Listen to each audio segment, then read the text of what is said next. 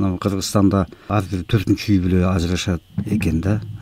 Дүйнөдө мындай өлкөлөр статистика жүргүзүшөт, албетте бул ошол статистикага ылайык 1000 кишиге карата өтө көп ажырашуунун саны көп өтө өлкөлөр дагы бар да. Мисалы Мальдива 1000 кишиге 5 киши ажырашат, Казакстан 4 киши, Россияда 4, Беларуста 3,5 ашык, Бельгияда 3,5 ушундай болуп отуруп. Украина мындан көп ажырашкан. Америка Кошмо Штаттар. Ар кайсы өлкөдө ар кандай эрежелер бар да. Катаал эрежелер, анткени үй бүлөнү сактап калуу маселеси негизги маселе болуп эсептелинет. Андыктан үй бүлөнү сактап калыш үчүн ажырашууга жол бербөө максатында ушул мыйзамдар атайын иштелип чыгып, анан ажырашуу процедурасын дагы татаалдаштырышканда, маселен Европа өлкөлөрүнүн көбүндө, мисалы Швейцарияны айталы. Бул өлкөдө ажырашуу бир тозок да. Анткени биринчиден себебин аныкташ керек, такташ керек, ошону далилдеп беришим керек. Экинчиден, ошол жүйөлүү себеп болгондон кийин анан ажырашуунун себепкер болгон киши көбүнө эркектер болот. Ал баягы Советтер Союзунан бери келаткан алименттен тышкары жанагындай булардын алименти башкачараак, Азимжан мырза. Булар жанагы бойго жеткенге чейин гана эмес, бойго жеткенден кийин да баласына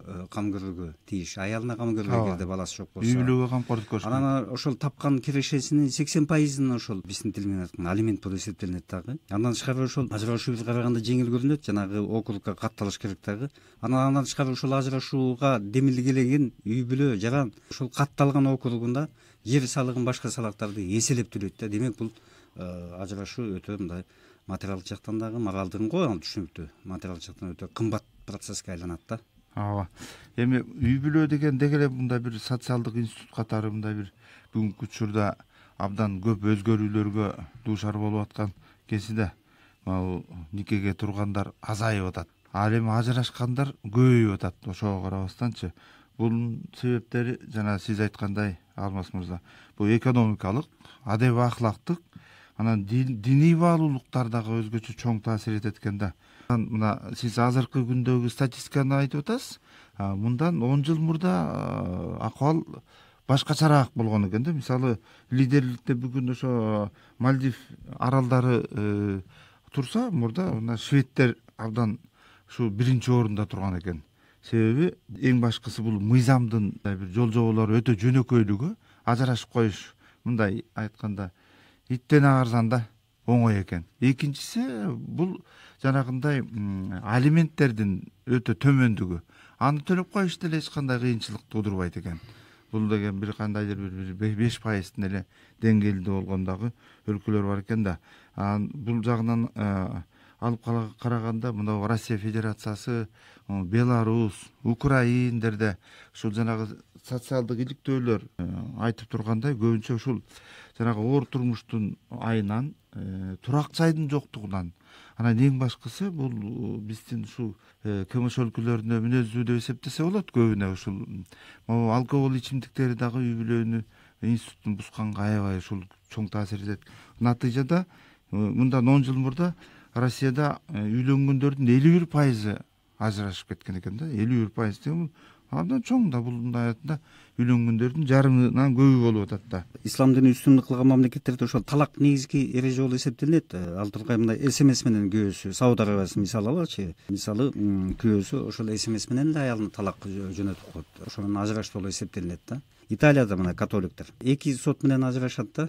Ватикан соту менен ажырашат, ошо католик чиркөөсүнүн соту менен. Экинчиден жарандык сот менен. Бирок ошондо дагы буларда жанагы сепарацион деп коет. Ажырашам деп арыз бергенден, ниетин билдиргенден тартып 3 жылдан 7 жылга чейин булар ошо сынак мөөнөтүндө жүрүшөт да. Ошо дагы ойлонуп бүттүңбү? Чын эле ажырашасыңбы же кайта ымалаңар келишип калуу деген мындай сынак мөөнөтү берилет да. Андан тышкары мына Израилде да ошондой жанагындай 2 сот ажыраштырат. Ал жанагы раввиндердин соту ажыраштырат, анан жана жарандык сот. Кымбат процесс.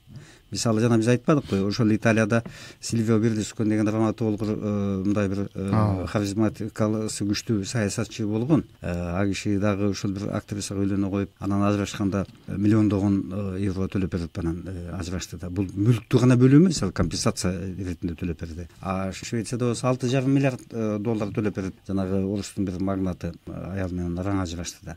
А Израилде да ошондой экен. биздин туугандар жашайт Азимжан мырза, ошол жакта Беришева деген шаарда турушат. Анан алардан сурап, бул ажырашуу кандай экен силерде, башкасынын тийбөсүн сурайбыз да, албетте. Ошондо сурасам, абдан кымбат процесс. Ошол демилгечси, ошону далилдегенден тышкары адвокатура, эксперттери анан жанагы келтирген жүйөсүн далилдөөгө, андан тышкары ушу мамлекеттик пошлинасы боло туруп, Израилде ажырашуу тозок же болбосо материалдык кээ бир миллионерлер оокаты жок калышы мүмкүн экен ошо ажырашуу процессинин натыйжасында. Аз ажырашкан үй бүлөлөрү, аз ажырашкан мамлекеттер бар да, мисалы Шри-Ланка бар экен да. Шри-Ланкада 1000 адамга 0,5 адам гана туура келет экен. Андан кийин Вьетнам, Гватемала.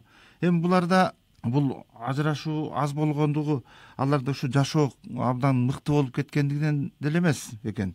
Бул жашоодо ал тетирисинче ушул финансылык акыбалы оор болгондо, анан мыйзам жоболорунун жана биз айткандай татаалдыктары, ушулар дагы мындай бир ажырашууну токтото турган бир факторлор экен да.